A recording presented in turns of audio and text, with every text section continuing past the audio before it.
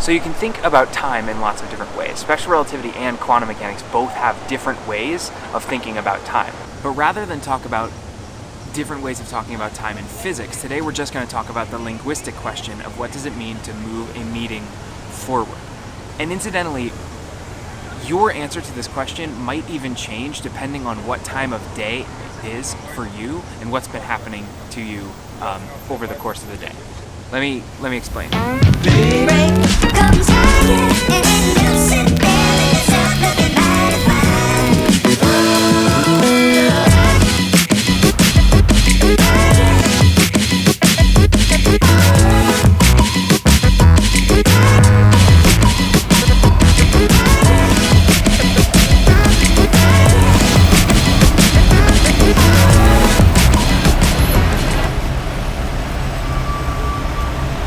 It would be reasonable to say that moving a meeting forward means that we are going to have the Wednesday meeting on Friday. But if you ask people, sometimes they will say moving the meeting forward means moving the Wednesday meeting to Monday.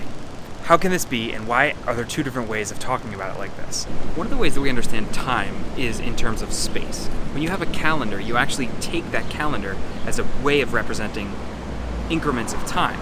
Also on a clock, clocks sort of tick around. You see that the motion across space represents time.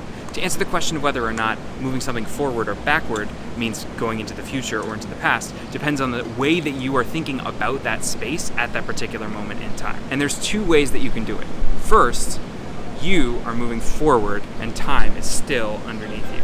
And then second, you are still and time is moving at you like this. And if we actually look at it that way, it's going to change the answer of whether or not we're moving the meeting to Monday or to Friday. Let's demonstrate. There's two ways that you can think about time.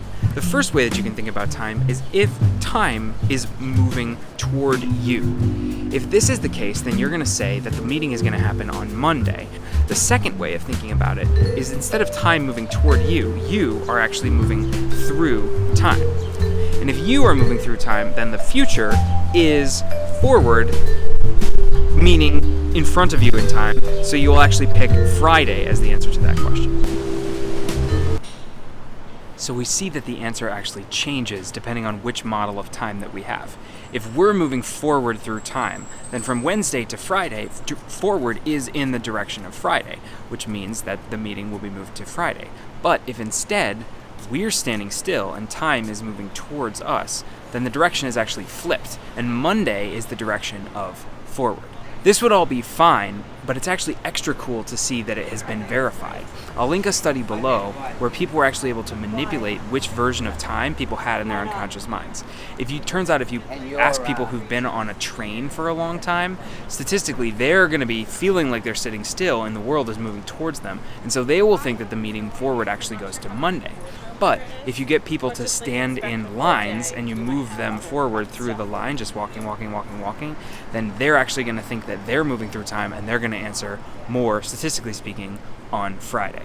So let's wrap up for a second. First off, the question is, when we say move forward in time, what does that mean? And we found out that the answer actually, one, depends on who you ask, and two, actually can depend on you, just what you've been doing in the last couple of hours of your life. So part of the reason why I wanted to make this video at all is, one, because I think it's an interesting topic, and I think time generally is interesting enough to be worth talking about at length for an entire career. And the reason I find it interesting is because it functions as an example of just how fragile our rationality is. We think that in the domain of thought, things like math and reason and logic and our understanding of time are somehow in our brains, but as we talked about in the Spark video, and as we're going to see more and more on this channel, this functions as an example of how we think about something actually depends a lot on what our body is doing.